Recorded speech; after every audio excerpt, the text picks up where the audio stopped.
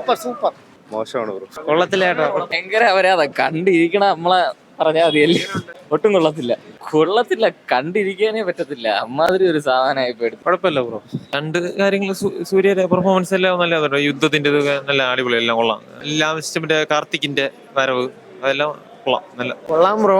Performance രീതിയിൽ കൊള്ളാം.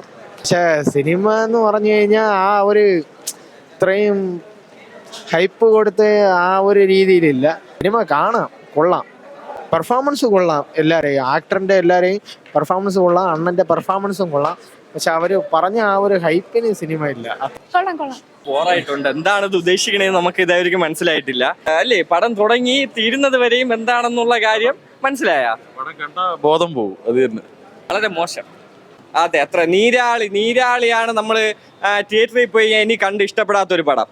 അതിനേക്കാളും എന്താണ് ഉദ്ദേശിക്കണേന്ന് അറിയില്ല. വളരെ മോശം പടം. എനിക്ക് ഇഷ്ടപ്പെട്ടത് ഒരു സീൻ, അവസാന സീൻ മാത്രമേ ഇഷ്ടപ്പെട്ടു. പറയാൻ പറ്റില്ല ബ്രോ.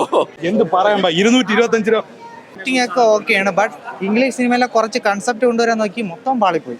ഡയറക്ഷൻ ഫുള്ള് ബ്ലോക്ക് ആയിരുന്നു. സൂപ്പർ പടം, രക്ഷയില്ല. ട്വിസ്റ്റ് ഉണ്ട് ലാസ്റ്റ്. കുഴപ്പമില്ല എന്ന് പറഞ്ഞാൽ ബീജം ഭയങ്കര ബോറായിരുന്നു. നമുക്ക് ആ ഒരു ഇത് കിട്ടില്ല. അനിരുദ്ധത്തിന്റെ ഒക്കെ ആണെങ്കിൽ അടിപൊളിയായിട്ട് നമുക്ക് കിട്ടും. ഒരു വൈബില്ല. പിന്നെ ചെറിയ ഒരു ബോറുണ്ട്. പിന്നെ ഏകദേശം കണ്ടോണ്ടിരിക്കാൻ ക്ലൈമാക്സ് അടിപൊളി. ചെറിയ VFXന്റെ കുഴപ്പമുണ്ട്. 3D ഒക്കെ കൊള്ളാം. അപ്പോൾ കുറച്ച് ബോറാണ്. വലിയ രസമൊന്നുമില്ല. കൊള്ളില്ല, വലിയ രസമൊന്നുമില്ല.